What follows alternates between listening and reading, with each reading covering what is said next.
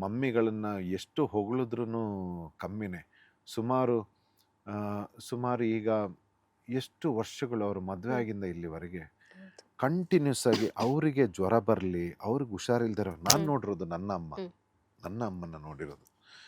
ಆ, ಇವತ್ತೇನೋ ಭಗವಂತ ಒಂದು ಒಳ್ಳೆ ಆ, ಒಂದೇನೋ ಒಂದು ಒಳ್ಳೆ ಮನೆಗಿನೇ ಎಲ್ಲ ಇದೆ.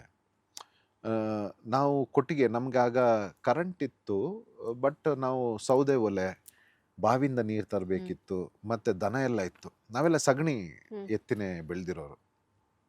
ಅಮ್ಮ ಸಗಣಿ ಎತ್ತಿ ಅವ್ರಿಗೆ ಹುಷಾರಿಲ್ದೇ ಹ್ಮ್. ಇರಲಿ ತಿಂಡಿ ಮಾಡಿ, ಆ, ಹಾಲು ಕರಿತಾ ಇದ್ರು, ತಿಂಡಿ ಮಾಡಿ, ನಮಗೆ ಬೇಕು ಬೇಡಗಳನ್ನು ನೋಡಿಕೊಂಡು ಹ್ಮ್. ಪ್ರತಿ ದಿನ ಮಿಷಿನ್ ಥರ ಬೆಳಿಗ್ಗೆ ಮಧ್ಯಾಹ್ನ ಸಾಯಂಕಾಲ ರಾತ್ರಿ ಊಟ.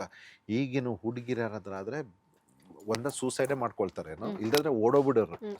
ಎಲ್ಲೋ, ಇಂಥ ಲೈಫೇ ಬೇಡ ಅಂತ. ಹ್ಮ್. ಆದರೆ ಇಲ್ಲಿವರೆಗೆ ನಿರಂತರವಾಗಿ ಇಷ್ಟು ವರ್ಷಗಳ ಕಾಲ ಹ್ಮ್. ನಾನು ಹೇಳ್ತೀನಿ, ನಮಗೆ ಅವ್ರ ಬಗ್ಗೆ ಕಂಪ್ಲೇಂಟ್ ಹೇಳೋ ಯೋಗ್ಯತೆನೇ ಇಲ್ಲ ನಮಗೆ. ನಾನು ಡ್ಯಾಡಿಗೆ ಸುಮಾರು ಸರ್ತಿ ಹೇಳ್ತೀನಿ, daddy we don't have a rights.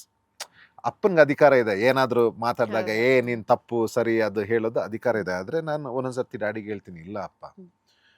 ಇಷ್ಟು ವರ್ಷ ಮಿಷಿನ್ ಥರ ಒಂದು ಮಿಷಿನ್ ಕೂಡ ಇಷ್ಟು ವರ್ಷ ಅಷ್ಟು ಹೌದು. ಅಕ್ಯುರೇಟ್ ಆಗಿ ಹುಷಾರಿಲ್ದಿರುವಾಗ ಆಕ್ಸಿಡೆಂಟ್ ಆಗಿದೆ, ಹ್ಮ್. ಕಾಲಿಗೆ ಆಕ್ಸಿಡೆಂಟ್ ಆಗಿ ಮೂಳೆ ಪುಡಿ ಆಗಿದೆ. ಹ್ಮ್. ಬೈಕ್ ಬಂದು ಹೊಡೆದು ಅವರು ಶಾಪಿಂಗ್ ಹೋಗ್ಬೇಕಾದ್ರೆ ರೋಡ್ ಸೈಡಲ್ಲಿ ಅವ್ರು ನಡ್ಕೊಂಡು ಬರಬೇಕಾದ್ರೆ ಒಂದು ಬೈಕ್ ಬಂದು ಹೊಡೆದು ಕಾಲು ಪುಡಿ ಆಗಿದೆ. ಹ್ಮ್. ಸರ್ಜರಿ ಆಗಿ ರಾಡ್ ಹಾಕಿದ್ದಾರೆ ಕಾಲಲ್ಲಿ.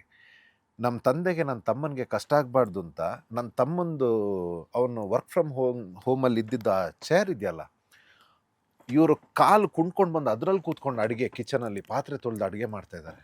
Within the next second day of accident ಯಾರತ್ತಾದರೂ ಡಿಸ್ಚಾರ್ಜ್ ಮಾಡಿ ಕರ್ಕೊಂಡು ಬಂದಿತ್ತು. ಶಿ ಇಸ್ ಡೂಯಿಂಗ್, ಅವ್ರಿಗೆ ಕಷ್ಟ ಆಗಬಾರ್ದು ಅಂತ.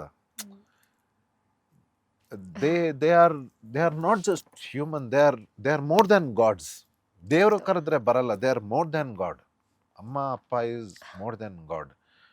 And I am blessed to have such parents. And ನಾನು ಅದೇ ಹೇಳಿದ್ದು, ಒಂದೊಂದು ಸರ್ತಿ ನಿಮಗೆ ರಿಯಾಲಿಟಿ ಹಿಟ್ಟಾದಾಗ ಹ್ಮ್. ನಾವು ಒಂದು ಏಜಲ್ಲಿ ಏನಿರುತ್ತೆ ನೋಡ್ಕೊಳ್ಳೋಣ ಅದು ಇದು, ಆದರೆ ಒಂದು ಪಾಯಿಂಟಲ್ಲಿ ನಮಗೆ ನಾವು ಮಾಡಿರೋ ಕೆಲವು ರಿಯಲೈಸೇಷನ್ ಹಿಟ್ಟಾದಾಗ, ಅದೇ ಸ್ಪಿರಿಚುವಲ್ ಅಂತ ಏನು ಹೇಳ್ತೀವಿ, ಆಗ ನಿಮಗಾಗೋ ಪಶ್ಚಾತ್ತಾಪಗಳಿದೆಯಲ್ಲ, ಆಗ ನೋವು ಮಾಡಿರೋದು. ಇವತ್ತು ನಾನು ಅದನ್ನೇ ಹೇಳಿದ್ದು, ಇಡೀ ನನ್ನ ಜನ್ಮ ನನ್ನ ತಂದೆ ತಾಯಿಯ ಕಾಲನ್ನು ಹಾಲಲ್ಲಿ ತೊಳೆದು ಇಡೀ ದಿನ ನಾನು ಅದರಲ್ಲಿ ಅನ್ನ ಮಾಡಿಕೊಂಡು ಊಟ ಮಾಡಿದ್ರು ಅದು ನನ್ನ ಪಾಪ ಕರ್ಮಗಳನ್ನು ತೊಳೆಯೋಕ್ಕಾಗಲ್ಲ.